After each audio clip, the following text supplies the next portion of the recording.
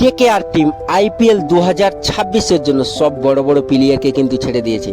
KKR কি চাইছে, তাদের স্ট্র্যাটেজি কি আছে, তারা কি চাইছে নতুনভাবে একটা নতুন টিম আইপিএল 2026-এর জন্য? তো জি হ্যাঁ বন্ধুরা, কেকেআর সেটাই চাইছে। তারা চাইছে আইপিএল 2026-এর জন্য আর বুড়ো লোকের খেলার দরকার নেই। এখন ইয়াং জেনারেশন আসবে, তাদের নিয়ে আমরা নতুন হালে নতুন চ্যাম্পিয়ন হব।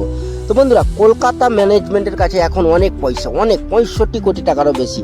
তারা যে প্লেয়ার গালাকে কিনতে পারবে সব কেউ কিন্তু পারবে না, কেননা তাদের কাছে পয়সা নাই। কেকেআর এর কাছে অনেক পয়সা। তো বন্ধুরা, কেকেআর টিম যে ওপেন থেকে নিয়ে লাস্ট পর্যন্ত লাগবে opening allrounder, fast bowler, অভিজ্ঞতাওয়ালা fast bowler লাগবে বন্ধুরা। তো কলকাতা টিম কাকে কাকে টার্গেট করবে? কেননা কলকাতা টিম গুরবাজকে ছেড়েছে, কোয়েন্টন ডিকককেও ছেড়েছে, আন্দ্রে রাসেলকেও ছেড়েছে, ভিনকেটেশ আইয়ারকেও ছেড়েছে। তো কলকাতা কাকে কাকে কিনবে? কেননা তাদেরকে তো মনে হচ্ছে আর ফিরাবে না।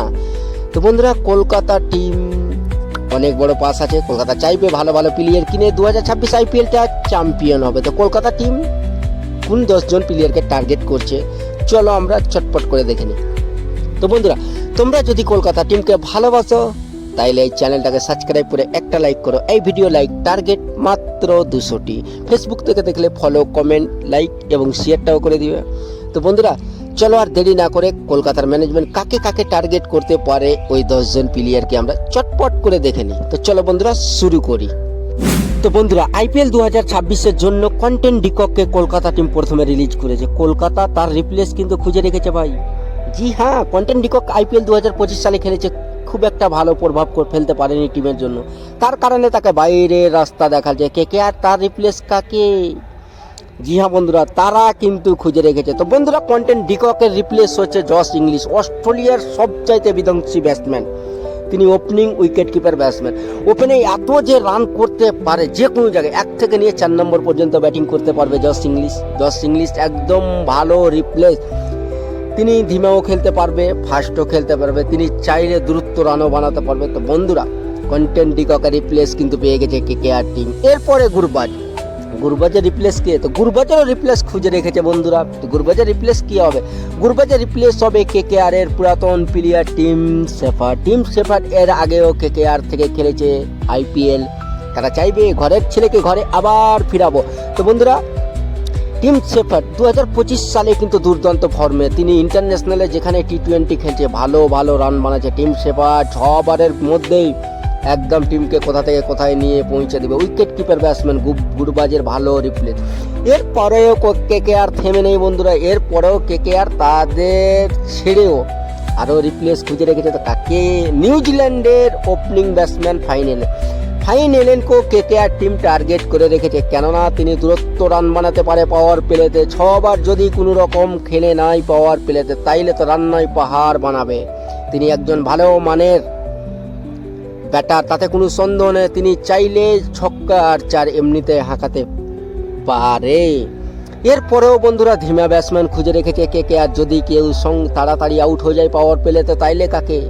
তো বন্ধুরা, এর রিপ্লেস হচ্ছে জনি ব্রেস্টো কিন্তু ভালো মানের ব্যাটসম্যান, এতে কোনো সন্দেহ নেই। কেননা তিনি আইপিএল 2025 সালে মুম্বাই ইন্ডিয়ান্স থেকে খেলে ভালো রান করেছিল। 2-1 ম্যাচ খেলেছিল, কিন্তু তিনি টিমের জন্য ভালো রান বানিয়েছিল, টিমকে ভালো পারফর্ম করে দিয়েছিল।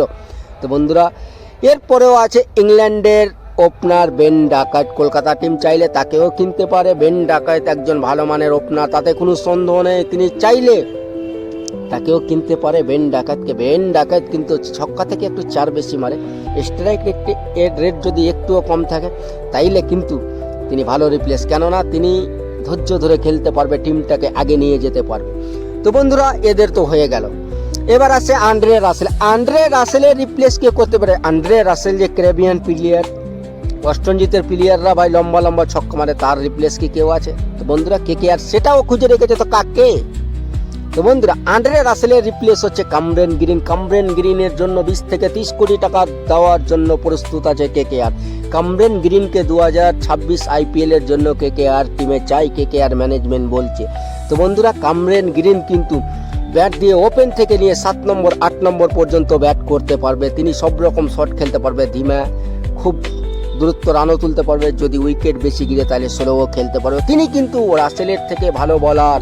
রাসেল ব্যাট দিয়ে রান করতে পারতো, বল দিয়ে উইকেট নিয়মিত নিতে পারতো না। ক্যামেরন গ্রিন কিন্তু নিয়মিত বল দিয়ে উইকেট নিতে পারবে। এরপরে বন্ধুরা গ্লেন ম্যাক্সওয়েলকে চাইলে কেকেআর ট্রাই করতে পারে, কিন্তু আইপিএল 2026-এর জন্য গ্লেন ম্যাক্সওয়েলকে কেকেআর টার্গেট করবে না। ডেভিড মিলারকে কি কিনবে? না বন্ধুরা, ডেভিড মিলারকেও আইপিএল 2026-এর জন্য কেকেআর কিনবে না। যদিও কিনে তাইলে বেঞ্চে বসা ছাড়া আর কিছুই করতে পারবে না ডেভিড মিলার, কেননা ডেভিড মিলারের খুব একটা ফর্ম ভালো নেই। তো বন্ধুরা, কেকেআর টিম অলরাউন্ডার হলো, উইকেট কিপার ব্যাটসম্যান হলো, এবার লাগবে বলার। ফাস্ট বলারে সবচাইতে প্রথম পছন্দ হচ্ছে কেকেআরের মাতিসা পাতিরানা। চেন্নাই সুপার কিংস থেকে খেলেছে শ্রীলঙ্কার fast bowler baby Malinga. Matheesha পাতিরানাকে কেকেআর টিম টার্গেট করবে। যদি কেকেআর টিমের কাছে অনেক পয়সা, 10 থেকে 12 কোটি টাকাও লাগে, তাইলেও মাতিসা পাতিরানাকে তারা কিনবে। এরপরে বাংলাদেশের বলার মোস্তাফিজুর রহমান, ফিজ নামে পরিচিত, আইপিএল 2025 দিল্লি থেকে খেললো।